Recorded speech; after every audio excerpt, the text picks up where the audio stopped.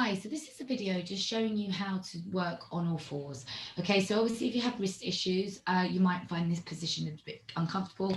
Also, if you have knee issues, you could always put pillows under your knees.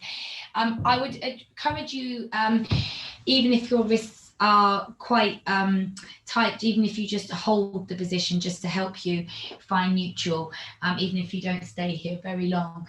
So when we're on all fours, the first thing you have to be aware of is having the knees to line up with the hips and the hands to line up with the shoulders.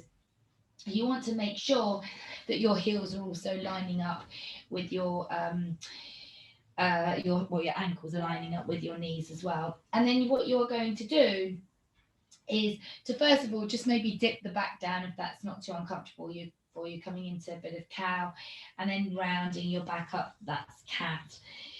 So this is the equivalent of when you're lying on your back, just trying to find neutral. So neutral is the middle point between those two positions. So you want to make sure that you've got you're pushing the ground away through your shoulder blades. That's quite important to kind of feel the space between the shoulder blades, I should say, so you really feel that activation. And then what you're going to do to start with is just start to draw your deep tummy muscles in and draw your pelvic floor up, and that will allow your back to stay flat.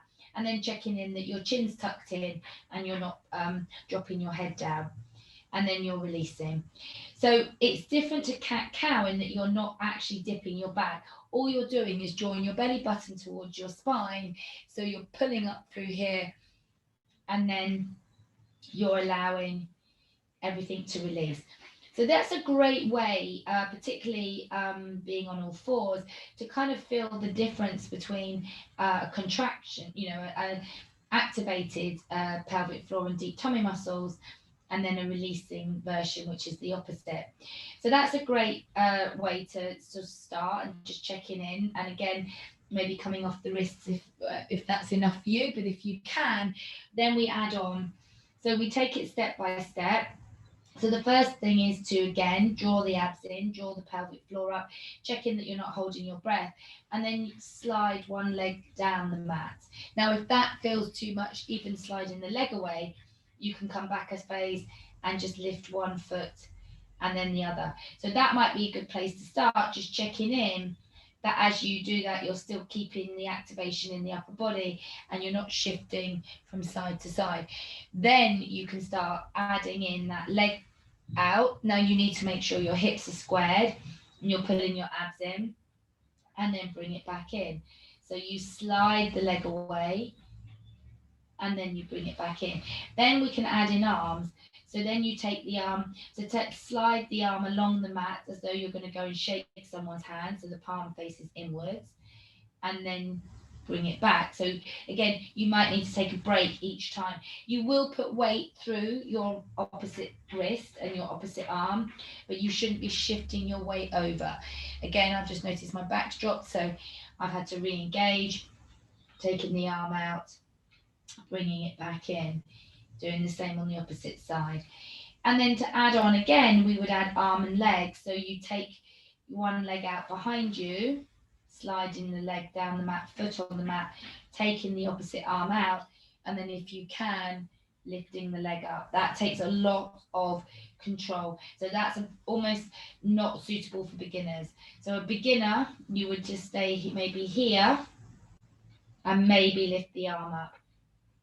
But you would not come into opposite arm, opposite leg and lifting until you had enough strength in your core. Last one, that you didn't twist and hip move. You must feel stable. And it's very easy to drop over. So you have to really keep that in mind.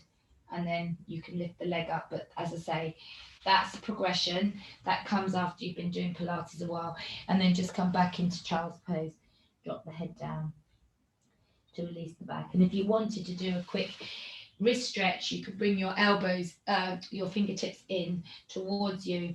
You lean back slightly, just feel that stretch through your wrists and through the arms, and then to come out of it, you lift off your heel of your hand and then the palms, and you finish with your fingers. So that's just an added extra if you wanted to put that stretch in.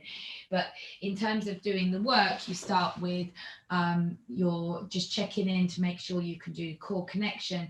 Then you would add the foot lift, then the leg, then try the arm, then the arm and leg, but keep the leg down. And then the final version, you would take the opposite arm and opposite leg away. So I hope you found that useful. Thank you very much.